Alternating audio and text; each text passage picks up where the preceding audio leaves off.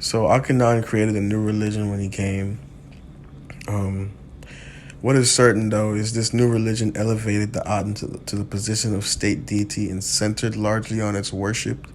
He further reshaped Egypt's religious sphere through the persecution of some traditional gods, most notably Amun, Egypt's state deity for much of the 18th dynasty.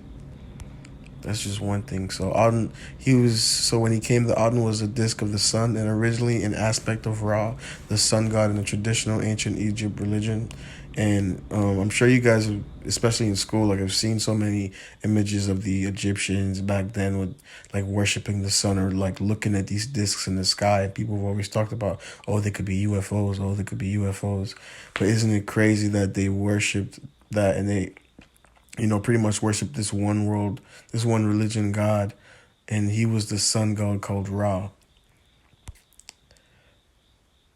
Akhenaten came to the throne around 1349 BCE. He spent his early years as a king engaged in fairly traditional building projects, including at the Great Karnak Temple, home of the Amen, and in the gold-rich land of Kush, to Egypt's south. Then listen to this. Late in his third year of rule, however, he took the extraordinary step of celebrating a Jubilee festival, a ritual renewal of kingship usually held after 30 years on the throne. In his third year, doesn't that sound familiar? Like the Antichrist? This is the spirit. So in his third year, just like the Antichrist, he would declare himself God. So you look at celebrating a Jubilee festival, a ritual renewal of kingship. Initially, and so when he constructed a series of Jubilee buildings with a talatat, small stone blocks that became a signature of his reign. A signature of his reign. Doesn't that sound familiar? Like the Antichrist himself, how he will promote the image of his name, the image of the beast.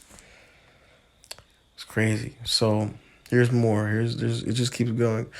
Down here, to honor his new god, Amenhotep, which is also Akhenaten, constructed an enormous temple east of the great temple of Amen at Karnak during the third year of his reign. The third year. The Antichrist, come on, he goes to Israel and declares himself God in the Temple Mount. The temple included pillared courts with striking colossal statues of the king and at least three sanctuaries. At least three sanctuaries. What will this new temple that they will construct in Israel bring?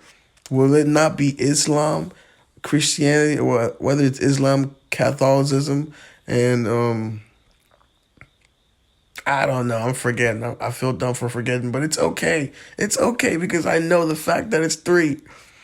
So I don't know. It's just crazy to really think about it, all of that.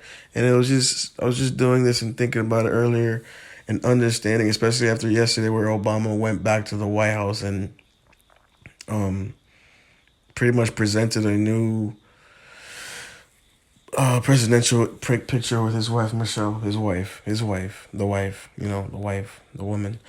Um, but, I was just researching more and more and more, and just realizing like, wow, this is him. It's not really. I shouldn't even be worried about Obama. I don't even care about his name anymore. Any of that, learning about the number of his name. That's wisdom that God told me to use, and I'm happy I found that. But I don't have to worry about that anymore. To know that it's really the spirit.